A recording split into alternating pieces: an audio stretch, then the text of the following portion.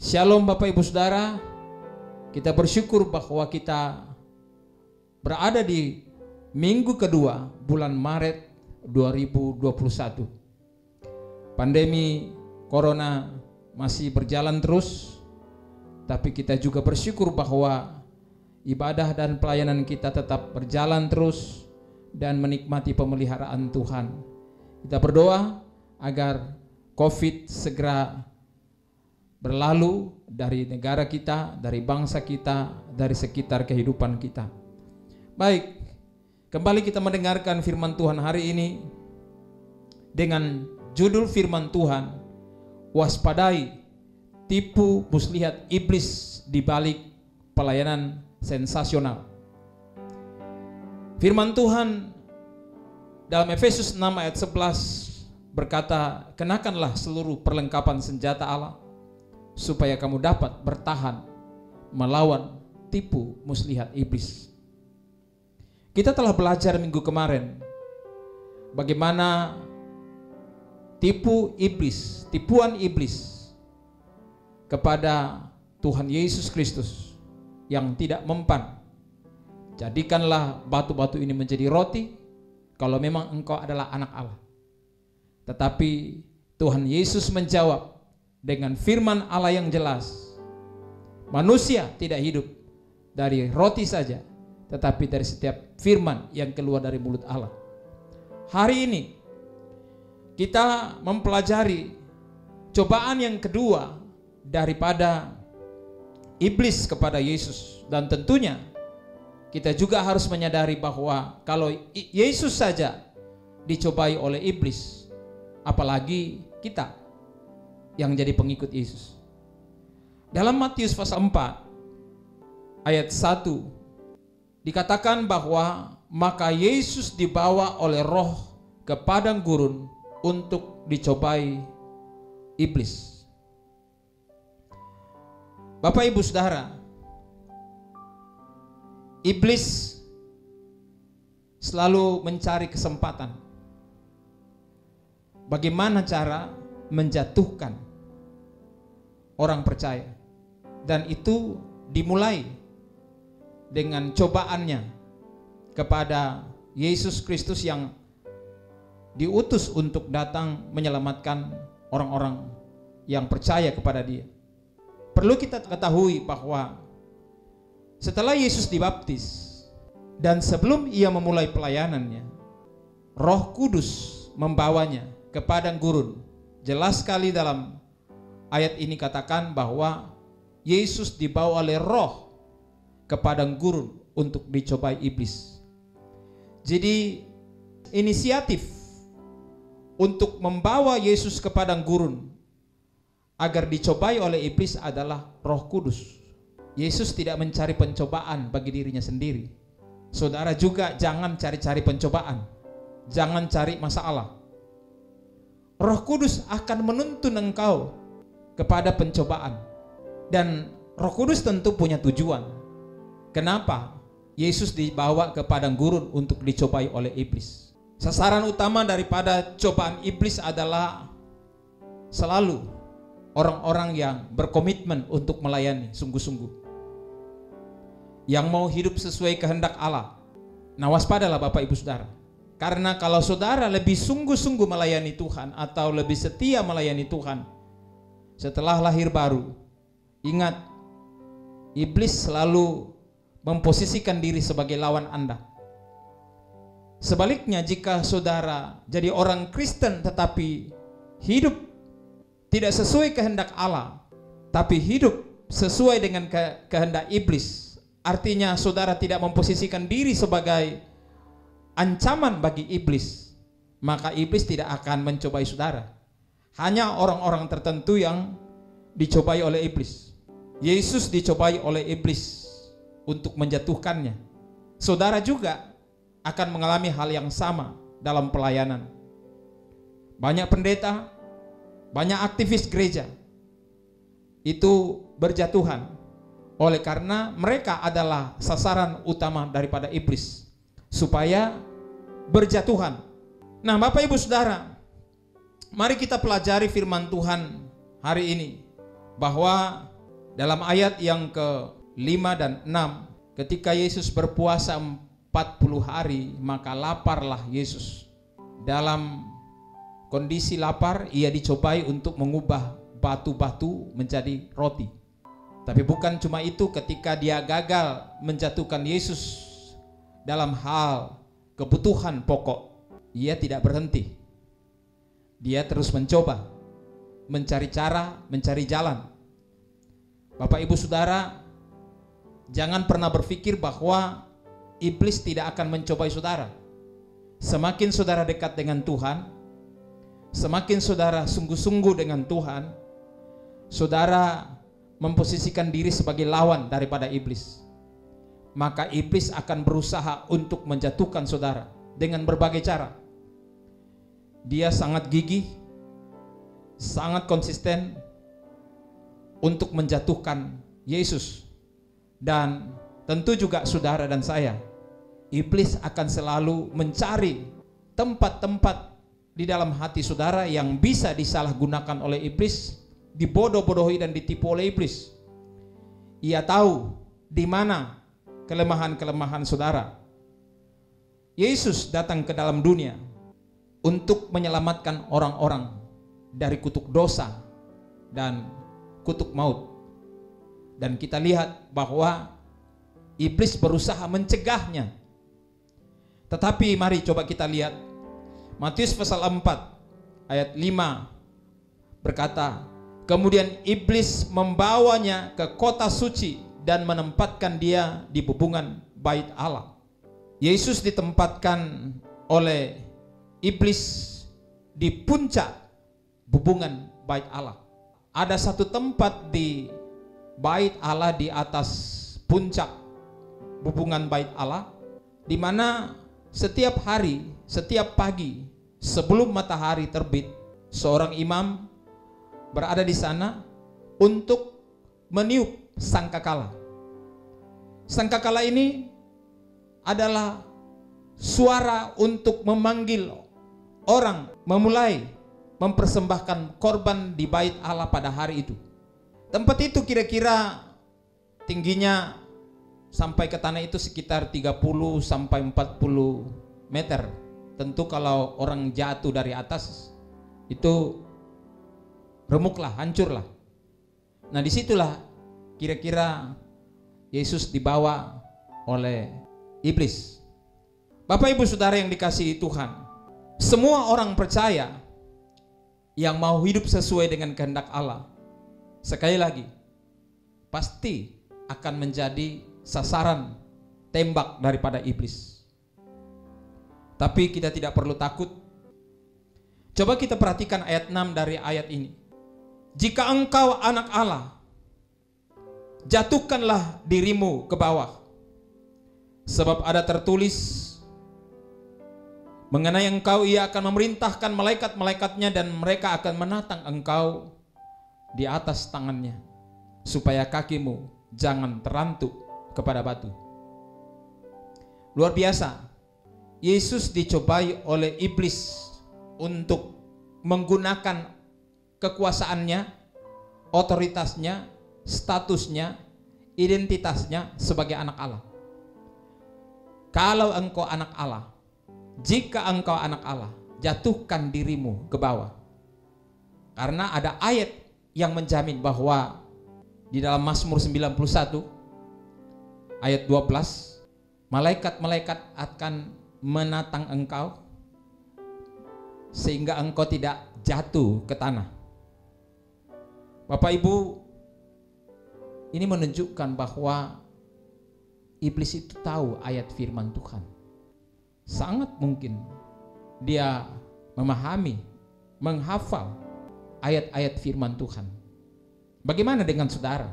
Kalau saudara dan saya tidak memahami firman Tuhan, atau hanya setengah-setengah memahami firman Tuhan, maka otomatis akan sangat mudah iblis menipu kita. Kalau kita baca ayat ini yang dikutip oleh iblis, tidak salah. Kalau engkau jatuh, ada malaikat disuruh untuk menatang engkau sehingga kakimu tidak terantuk ke bumi. Ada jaminan. Dalam Mazmur 34 juga dikatakan bahwa ia melindungi segala tulangnya, tidak ada satupun yang patah. Ini menunjukkan bahwa iblis tahu firman Tuhan. Dan kalau kita baca kutipan iblis ini tidak salah. Seringkali kita tidak memahami firman Tuhan, kita hanya memahami sepotong-sepotong. Dan tidak kita memahami konteksnya. Kalau kita tidak mempelajari firman Tuhan dengan baik, dengan sungguh-sungguh layaknya seorang murid yang belajar firman Tuhan, kita akan gampang tertipu di akhir zaman. Di akhir zaman seperti ini akan banyak sekali tipuan-tipuan iblis dengan pelayanan-pelayanan yang manis, pelayanan-pelayanan yang spektakuler, pelayanan-pelayanan yang sensasional, pelayanan-pelayanan yang disertai dengan mujizat dan tanda heran, dengan bahasa roh, dan seterusnya dan seterusnya. Banyak pelayanan-pelayanan seperti itu kita temui di zaman ini, dan cenderung menjadi tren bagi banyak gereja. Bahkan ada gereja yang menganggap bahwa orang yang tidak berbahasa roh itu adalah orang yang sesat dan akan tertinggal pada waktu kedatangan Tuhan. Bapak Ibu Saudara, mari kita berhati-hati dengan cara kita mempelajari firman Tuhan dengan sebaik-baiknya. Dalam kutipan iblis ini ternyata dia membuang ayat yang sebelumnya. Ayat sebelumnya dalam ayat 11 itu tidak dikutip oleh iblis. Ya. Kalau kita baca ayat itu, dia katakan bahwa sebab malaikat-malaikatnya akan diperintahkannya kepadamu untuk menjaga engkau di segala jalanmu. Jadi dalam perjalanan hidup kita, dalam aktivitas hidup kita, dalam pengiringan kita kepada Tuhan, Tuhan menjaga kita. Tapi tidak pernah di situ dikatakan bahwa Tuhan akan memerintahkan malaikatnya untuk menjaga engkau ketika engkau menjatuhkan diri. Walaupun engkau mencobai Tuhan, tidak pernah dikatakan seperti itu. Jadi iblis ini memutarbalikkan kebenaran firman Tuhan sedemikian rupa dengan memotong-motong firman Tuhan, supaya orang berpikir apapun yang terjadi, sekalipun saya menipu, sekalipun saya menabrakkan diri ke tembok, sekalipun saya membuang diri saya di jurang, tidak apa-apa. Sekalipun saya minum racun maut, tidak apa-apa. Tuhan akan menjaga saya. Atau sama dengan ada orang Kristen berkata, sekalipun saya tidak taat, Tuhan akan tetap memberkati saya. Sekalipun saya tidak bekerja, Tuhan tetap memberkati saya, dalam pengertian membuat kebutuhan-kebutuhan saya terpenuhi. Bapak Ibu Saudara yang dikasihi Tuhan, Tuhan mengajarkan kepada kita hari ini agar kita menerapkan firman Tuhan sesuai dengan kehendaknya, bukan sesuai kehendak dan ambisi, keinginan daripada iblis. Tuhan memang melindungi dan menjaga orang yang mempercayai Dia, namun bukan dengan cara melawan kehendak Allah, dengan cara mencari sensasi untuk mendapat pujian dan kegaguman banyak orang. Itu adalah sama dengan mencobai Tuhan. Saudara tahu menipu itu jahat, tetapi saudara berdoa, Tuhan berkati supaya usaha saya berhasil. Padahal saudara menipu, saudara tidak benar dalam usaha saudara. Bagaimana Tuhan bisa memberkati? Saudara mengajak Tuhan untuk melawan kehendaknya sendiri. Ketika saudara berdoa kepada Tuhan agar saudara diberkati, usaha saudara diberkati, rumah tangga saudara diberkati, tapi saudara tidak hidup sesuai dengan kehendak Tuhan. Saudara hidup sesuai dengan kehendak iblis. Tetapi saudara berharap bahwa Tuhan memberkati saudara. Ini namanya mencobai Tuhan. Bapak Ibu tahu bahwa iblis sebenarnya kenal sekali Yesus. Dia tahu siapa Yesus. Tapi Yesus baginya bisa saja dicobai. Dia tidak takut untuk mencobai Yesus. Padahal dia tahu siapa Yesus. Itu kita baca dalam Markus 1 ayat 23-24. Dalam satu kesempatan di rumah ibadat, ada orang yang kerasukan roh jahat. Dan roh jahat dalam orang tersebut berteriak, "Apa urusanmu dengan kami, hai Yesus orang Nazaret? Engkau datang hendak membinasakan kami. Aku tahu siapa engkau, yang kudus dari Allah." Dan masih banyak lagi ayat-ayat lain menunjukkan bahwa iblis tahu dan takut kepada Yesus.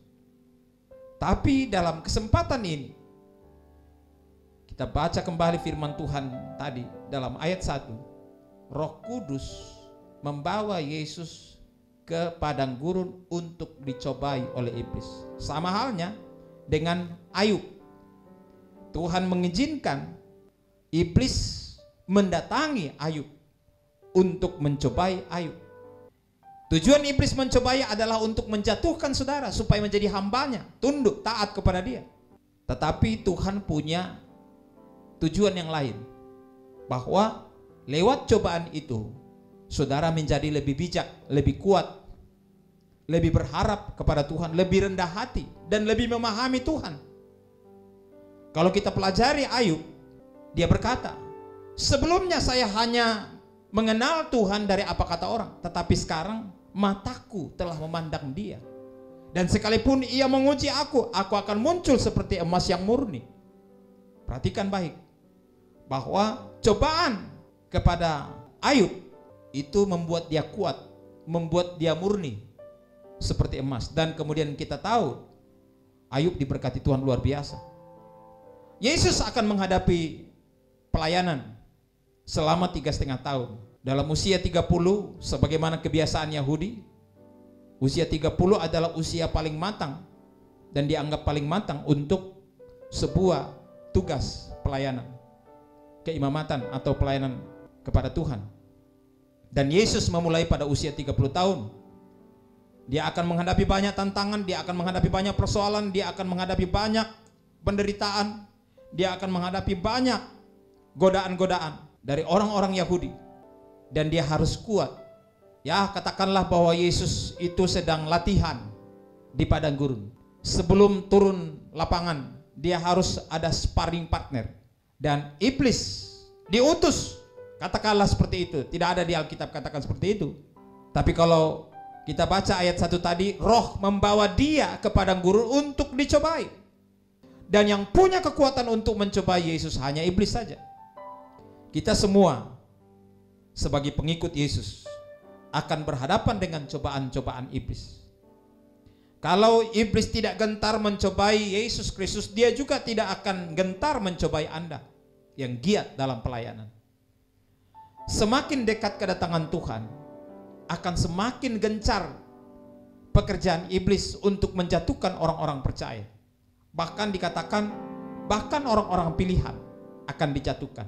Bahkan orang-orang yang kualitas bintang pelayanan itu dijatuhkan oleh iblis. Ya, berada dalam puncak pelayanan yang dianggap banyak orang sebagai kesuksesan adalah saat-saat paling kritis dalam gereja, dalam pelayanan. Karena orang yang dipakai Tuhan berkhotbahnya luar biasa, pengajarannya luar biasa, ada karunia menyembuhkan, karunia mengusir setan, karunia pelayanan-pelayanan yang spektakuler, menggoda pelayan-pelayan untuk takabur, menggoda untuk sombong, merasa diurapi dan dibela Tuhan, dan kemudian hati nuraninya menjadi tumpul. Kita lihat ada banyak hamba-hamba Tuhan saat-saat sekarang ini, bahkan dari dulu, bukan hanya sekarang.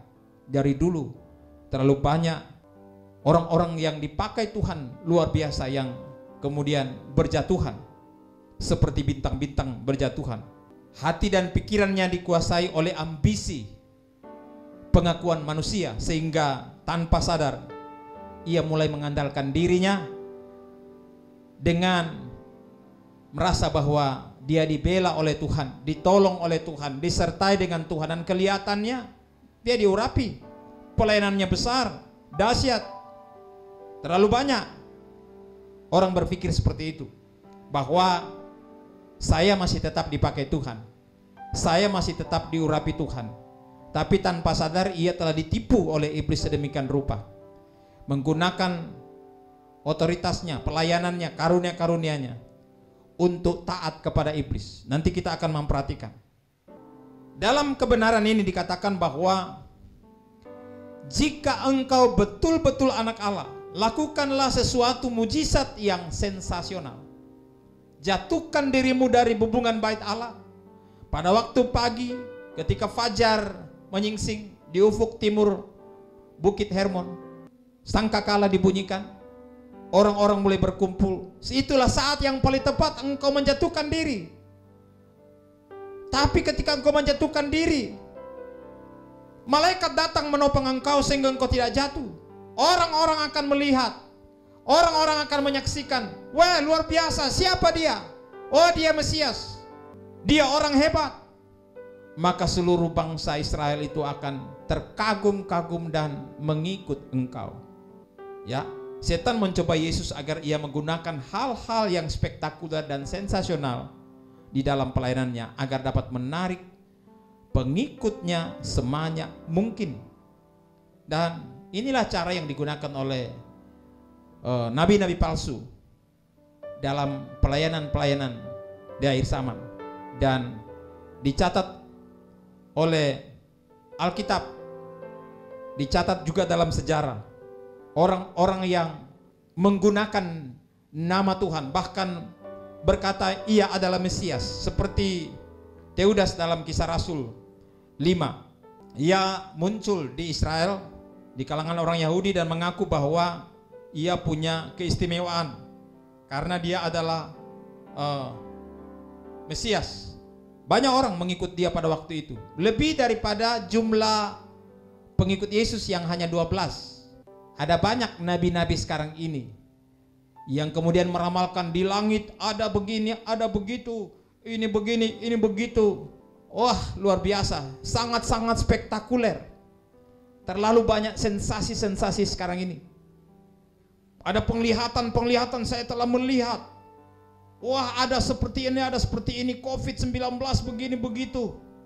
Saya telah melihat bahwa di dalam vaksin COVID ini ada roh iblis, ada roh 666. Itu semua tipuan-tipuan dari nabi-nabi palsu. Dan herannya, orang seperti ini bukan apanya, saudara.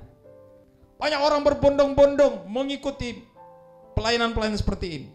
Bapak Ibu Saudara, ada banyak cara sensasional yang banyak orang berbondong-bondong ke sana. Banyak orang tertarik kepada hal-hal sensasi. Dan tahu saudara, orang-orang yang suka sensasional itu sebenarnya tidak pernah cinta kebenaran. Kalau saudara mempelajari firman Tuhan, sebenarnya orang-orang yang suka cari mujizat, hal-hal yang penuh dengan sensasi, sebenarnya adalah orang-orang yang sangat dangkal. Banyak orang ke gereja hanya untuk mencari hal-hal yang dianggapnya ada mujizat.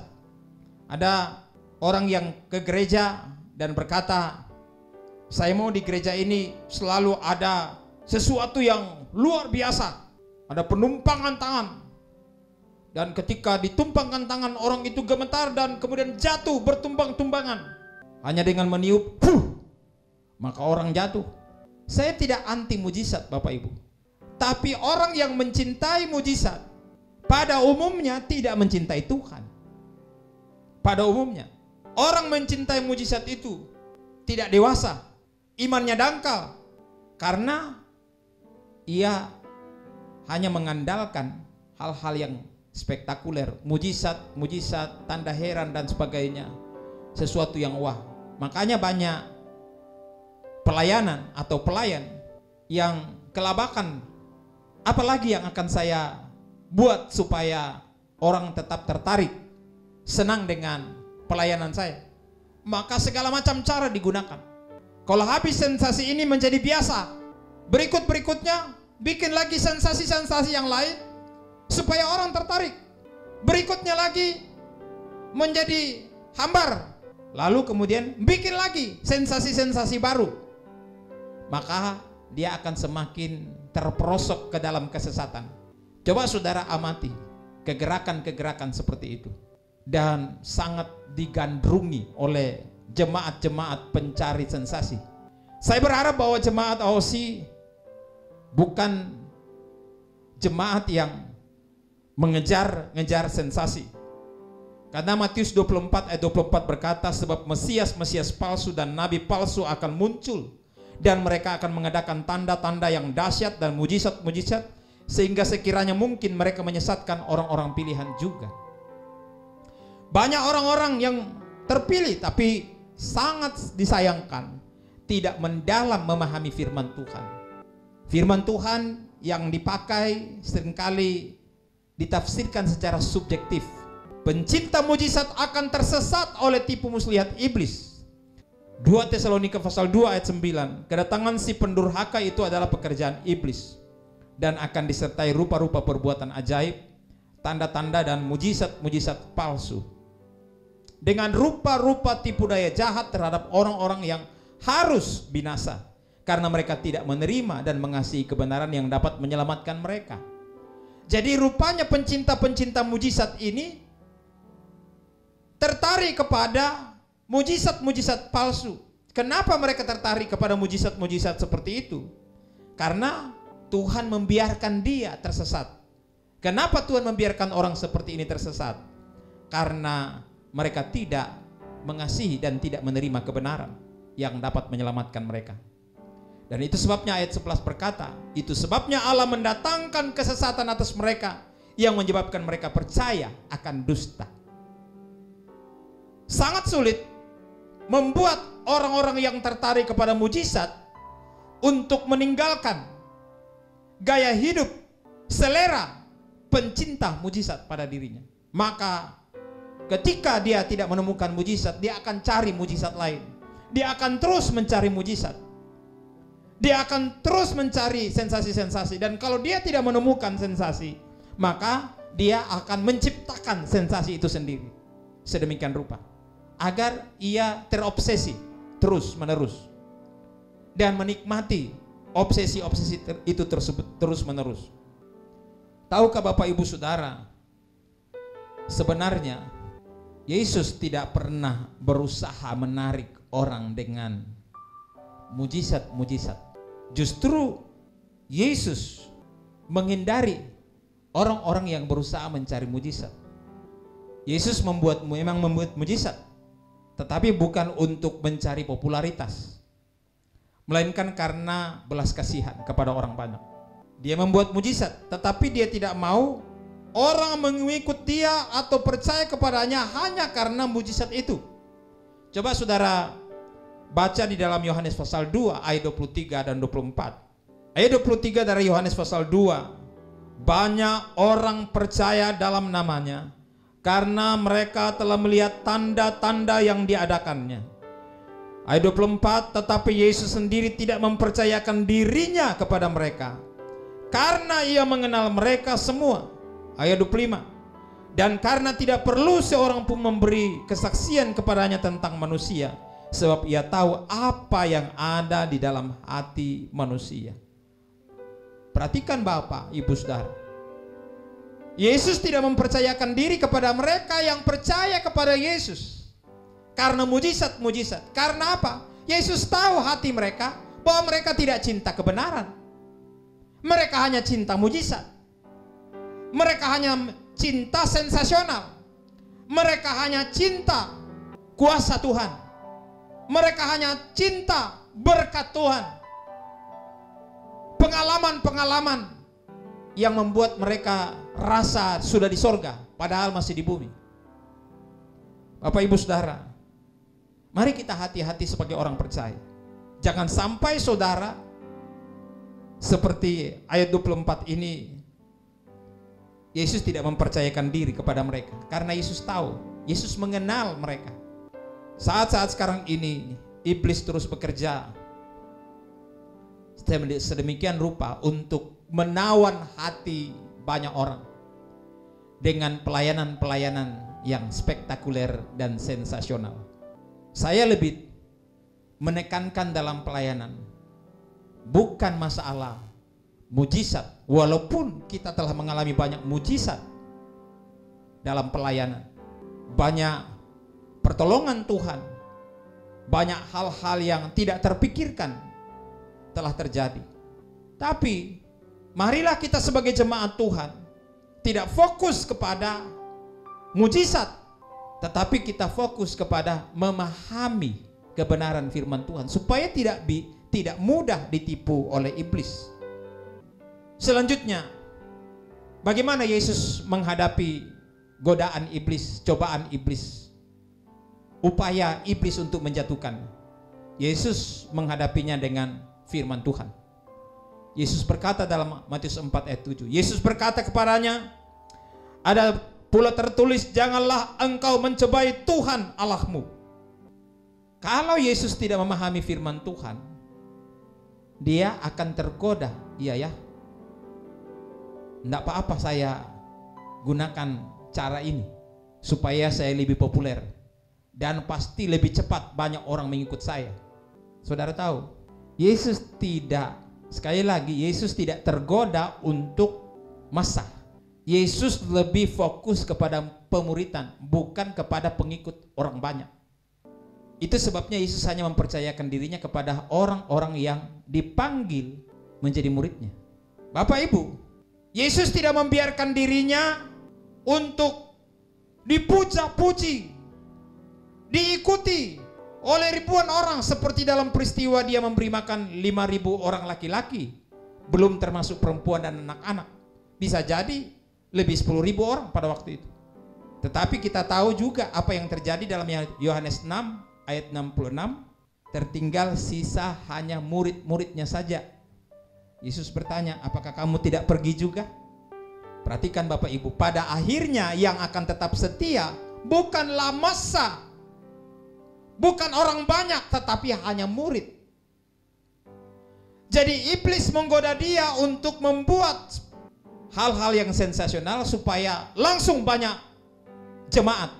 Tentu kalau saudara Pak Tony buka gereja, bagaimana caranya supaya Pak Tony langsung menjadi gereja besar?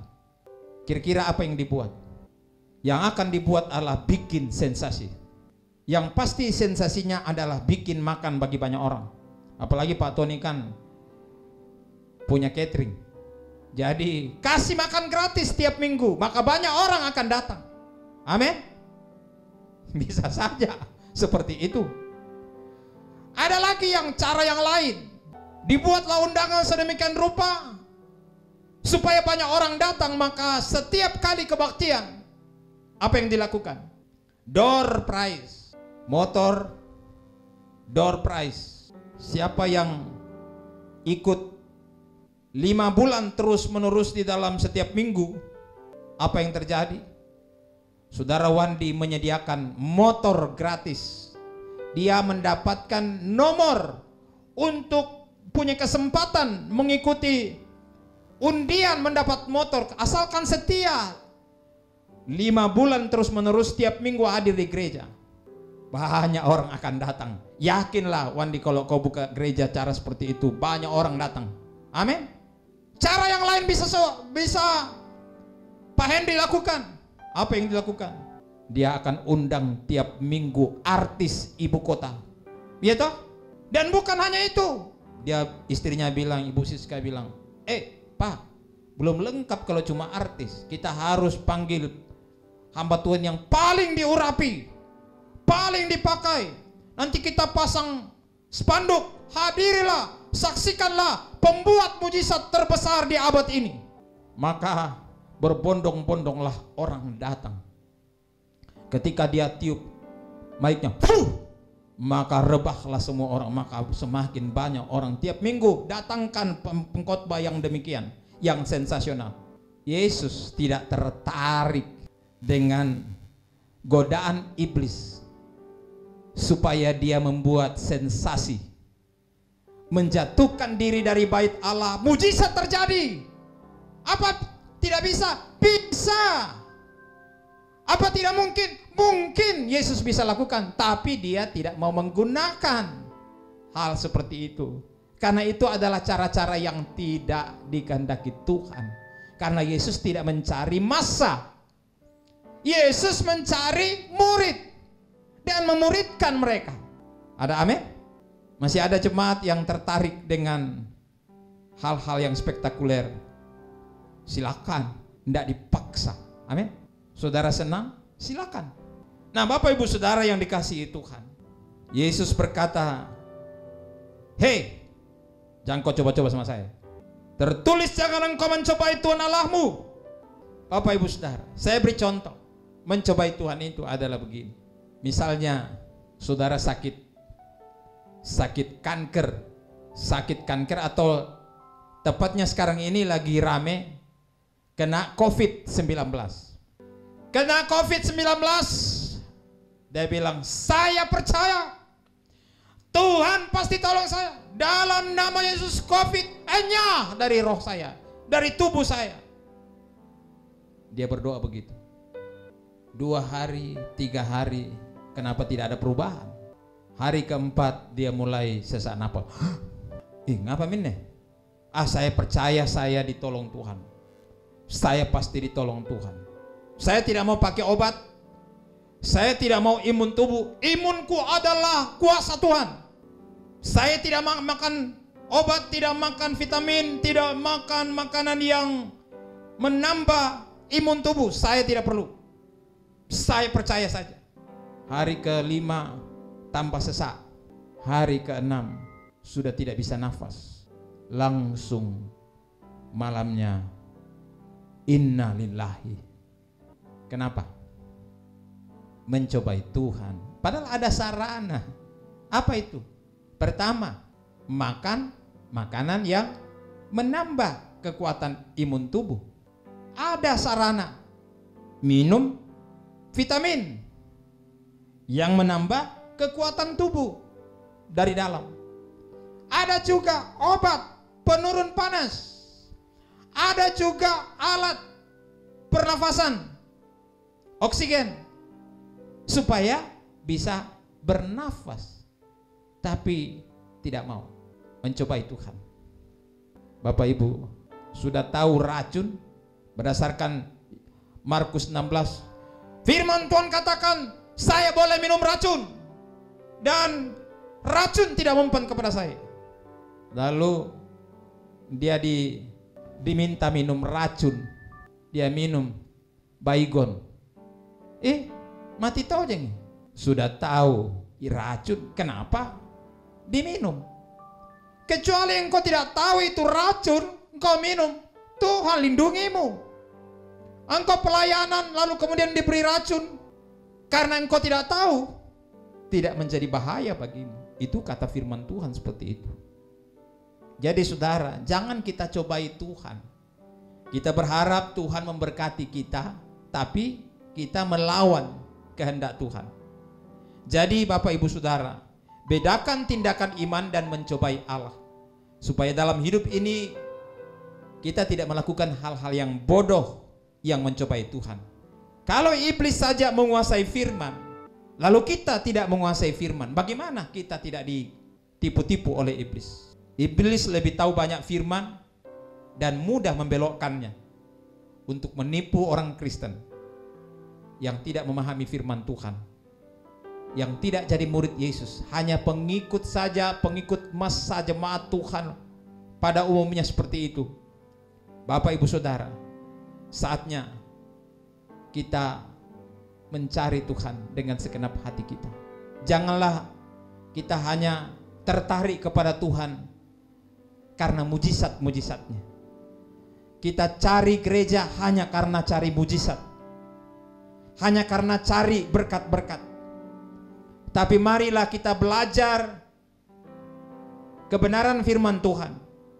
Kita mencari gereja atau pelayanan yang memang memuridkan, yang memberikan, membuka wawasan kita, memperdalam kebenaran firman Tuhan. Dan lebih bagus lagi, kalau gereja itu membuka sekolah Alkitab untuk jemaatnya, supaya jemaatnya semua tamat Alkitab. Amin. Kejadian sampai Wahyu tamat dipelajari. Ini baru betul jemaat Tuhan, murid Yesus. Tapi sayang sekali, banyak orang sudah berpuluh-puluh tahun jadi Kristen, tapi tidak memahami firman Tuhan. Orang-orang seperti ini akan sangat mudah ditipu oleh iblis. Nah, menghadapi situasi zaman yang seperti ini, mari kita waspada. Waspadalah, karena ada banyak tipu muslihat iblis di balik pelayanan-pelayanan yang sensasional. Ada banyak tipu muslihat iblis di balik mujizat-mujizat, di balik pelayanan yang spektakuler, dengan bahasa-bahasa roh yang seragam, rame-rame dilakukan dengan berbagai cara. Katanya itu tanda lebih tinggi tingkat ilmu rohaninya atau tinggi ilmu ginkangnya, ya, dalam persilatan rohani. Bapak Ibu Saudara, saya tidak anti berbahasa roh, tapi bukanlah ukuran bagi kita. Itu semua jangan kita jadikan alat untuk kita menyombongkan diri dan kita kemudian ditipu-tipu oleh iblis. Tuhan memberkati kita. Amin. Baik Bapak Ibu Saudara, kita datang kepada Tuhan. Maha besar Bapa yang baik, kami bersyukur buat firman-Mu, mengingatkan kami dan memperingati kami supaya kami waspada terhadap tipu muslihat iblis di balik pelayanan-pelayanan sensasional, pelayanan-pelayanan mujizat palsu, di balik pelayanan-pelayanan yang ingin membuktikan bahwa ia dipakai Tuhan, diurapi Tuhan, dipakai Tuhan dengan dahsyat. Tuhan, tolong kami untuk dapat membedakan mana pelayanan yang benar, mana pelayanan yang sensasional saja, mana pelayanan yang sesuai kehendak Tuhan, dan mana pelayanan yang sesuai dengan kehendak iblis. Kami berdoa dalam nama Yesus, lindungilah kami sebagai hamba-hamba Tuhan, semua pendeta, semua pelayan di dalam gereja, apapun jabatan pelayanannya, dan juga jemaat Tuhan, supaya kami semua tidak terjebak dalam pelayanan-pelayanan sensasional, pelayanan-pelayanan spektakuler, pelayanan-pelayanan yang fokus kepada mujizat. Kami percaya bahwa Tuhan mencintai kami dan rindu membimbing kami pada rancangan-rancangan Tuhan untuk terus taat kepada Tuhan, bukan tunduk dan taat kepada keinginan iblis yang selalu menggoda kami membuat mujizat-mujizat dan pelayanan-pelayanan yang sensasional supaya dipuji, dihargai, dihormati oleh banyak orang dan juga mendapat banyak pengikut. Kami berdoa dalam nama Yesus, lawati kami supaya jemaat yang Tuhan percayakan, jemaat yang mendengar firman Tuhan, lebih fokus kepada pemuritan, lebih fokus kepada pelayanan yang membawa pemahaman-pemahaman kepada kebenaran firman Tuhan daripada pelayanan-pelayanan sensasional. Tuntunlah jemaat yang mendengar firman Tuhan ini supaya benar-benar mempelajari firman Tuhan dengan sebaik-baiknya, agar tidak mudah ditipu oleh muslihat-muslihat iblis di akhir zaman ini. Terima kasih Tuhan.